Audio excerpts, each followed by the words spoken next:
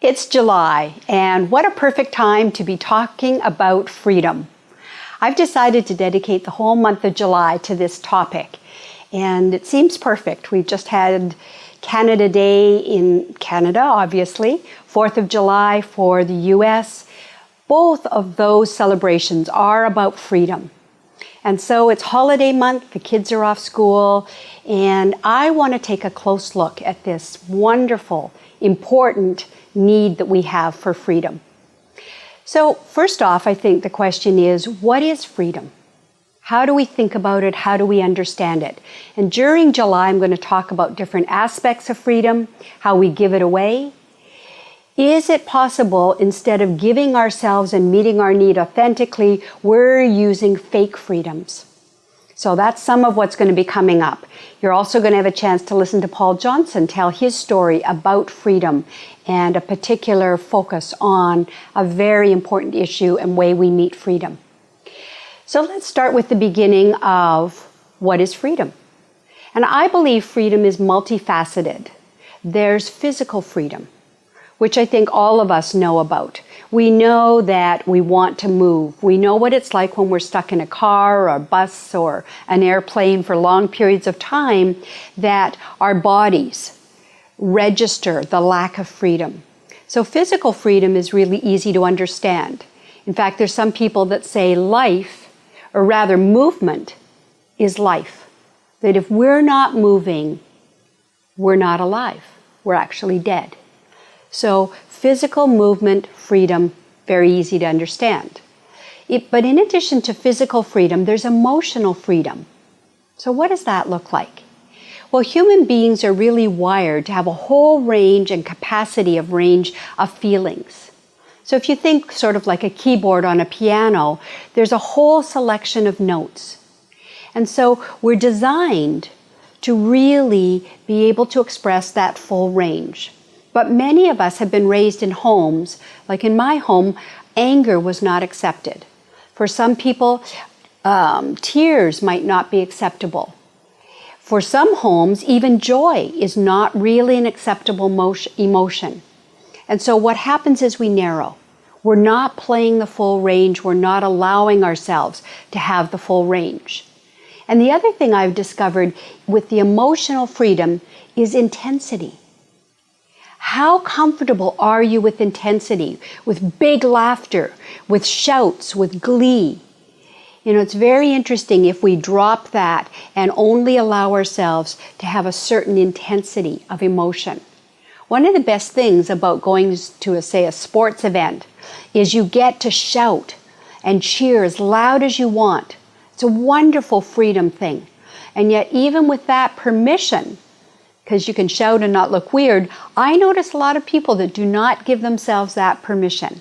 They're not hooting and hollering. So, emotional freedom, very important. Then there's intellectual freedom. So what that looks like is, what kind of freedom do you give yourself when it comes to thinking? There's creativity, there's imagination, there's brainstorming, there's daydreaming. There's lots of different ways to have thinking freedom, and that's very important.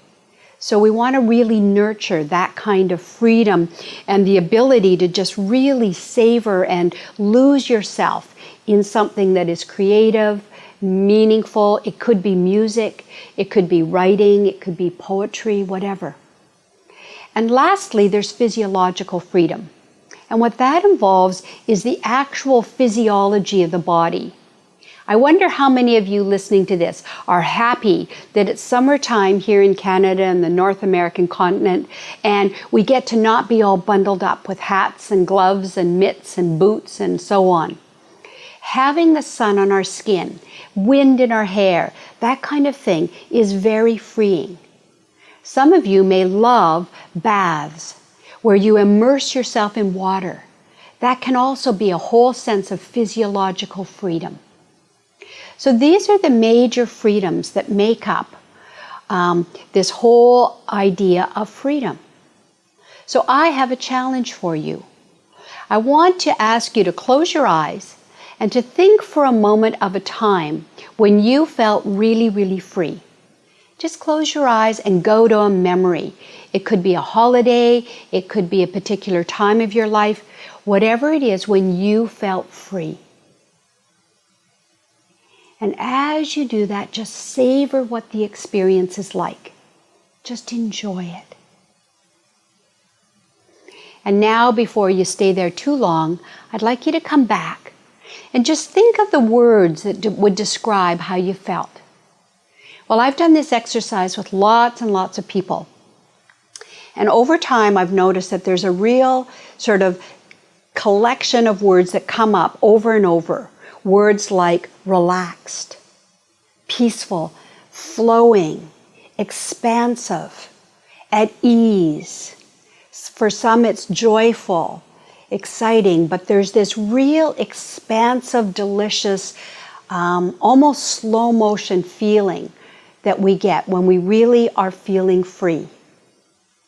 And so if that matches any of your experience, I'd like you to ask yourself, how much of that feeling are you getting on a daily basis?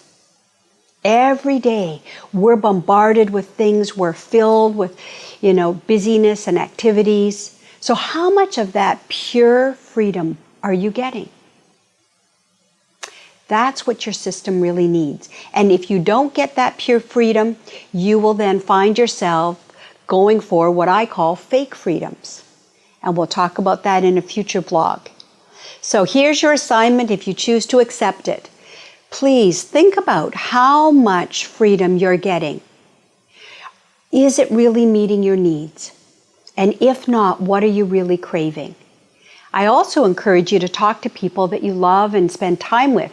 It's a great question to ask over lunch or dinner. How much freedom do you feel you have? Are you getting enough? Is it really serving you? All right, that's it for this one. Stay tuned for other blogs in July that'll all be focusing on freedom, how we gain it, how we give it away, and how it really works for us.